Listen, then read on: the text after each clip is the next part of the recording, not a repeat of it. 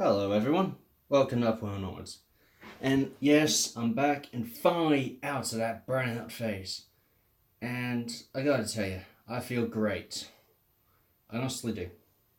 And as I said, I'm gonna basically do this, finish up the whole My Fleet series. This is naturally the 7th episode. And we start with one of Stroudley's terriers.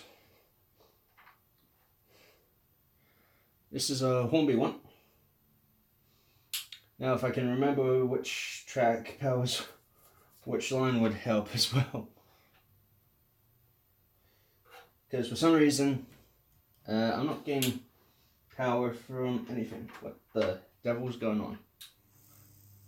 Ah, there we go. Loose wire. But yes, Stroudley A1 Terrier. Not an A1X, A1.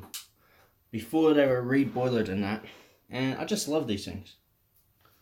But I feel we should move on to something bigger, don't you? So, away with the A1. Switch to the point I highlighted. And let's bring in something bigger.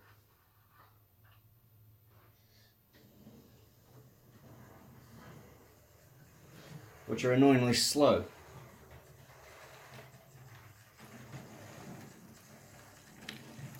Here we go. Here we have a pair of Isle of Wight edition O2 tanks. Number 24 Calborn and number 16 Ventnor.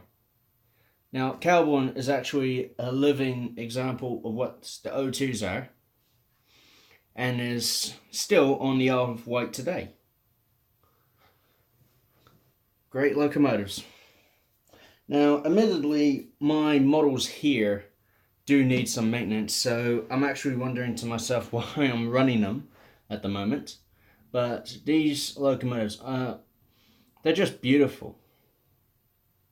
They really are beautiful. And I'm running them back to back so you can get an idea what they look like on each side.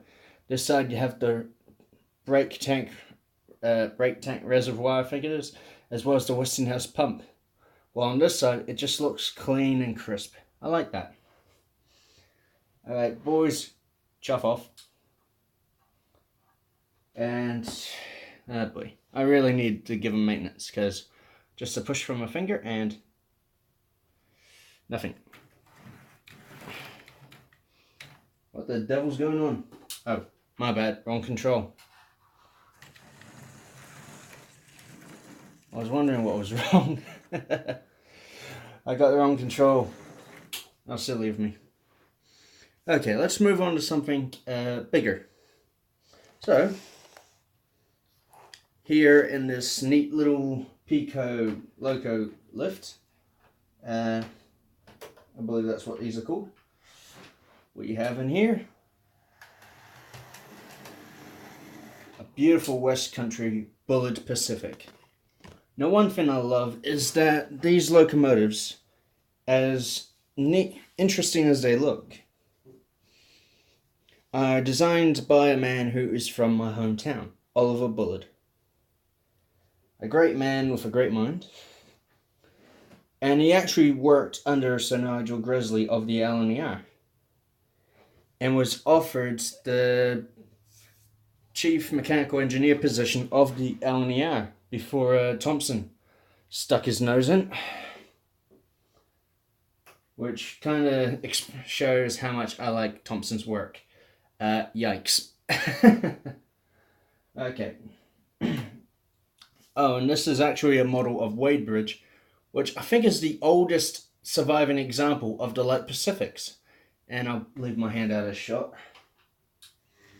Thing is though, before I get told, hey, why didn't you put a Battle of Britain on? Well, West Countries and Battle of Britain are basically the same. It's the tender style that changes between the two. So, well.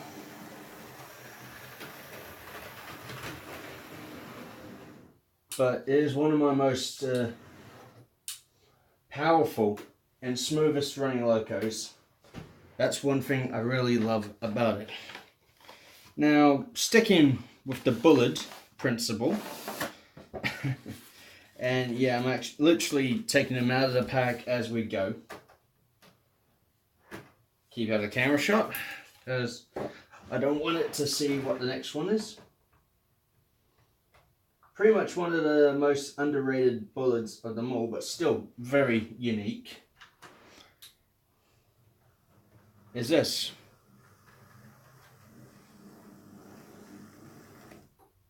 The Bullard Q1 Austerity. Now, I actually got, I'll just take off the rails for a moment.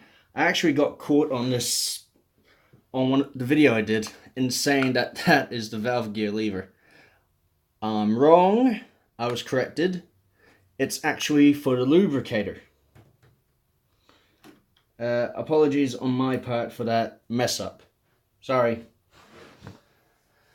But I'm not wrong in saying it is the most powerful 060 tender locomotive in Britain. And it is unique looking, ain't it? Okay. Okay, Q1. You can bugger off too. I'm actually quite rude to these guys, ain't I?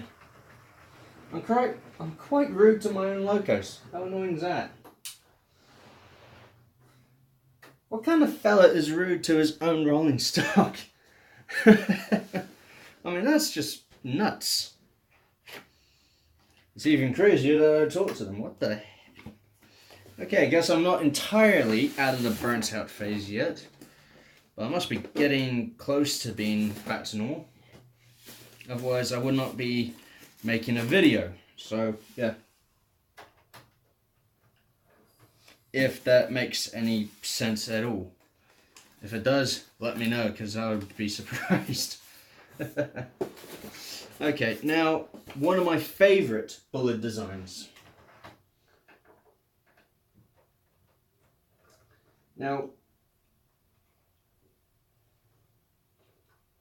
Oliver Bullard has actually done quite a few locomotive designs, but I don't think any are more well recognised and more well loved than these.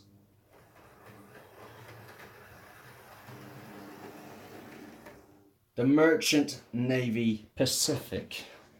Technically the rebuilt version, but I just love that look they have. I just really love the look they have.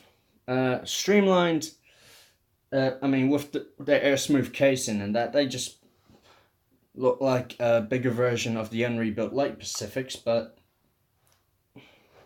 I just love this rebuild look on them.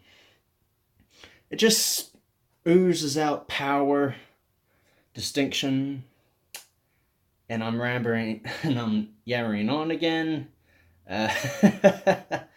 But this one, I really like. This specific locomotive, I really like. I hate the couplers because they're the clip-on type. But I really like the locomotive because of its name. And I actually got to read the box for this one because that nameplate's too far out of my eye line. And I don't want to get my mug in front of the camera. Here we go. New Zealand Line. That's the name of the locomotive. That's probably one of the reasons why I really like it. It's named after my home country. Sweet! I can't believe I just did a sweet. What the flip? Okay, I'm actually having a good laugh doing this, so I must be back to normal by now.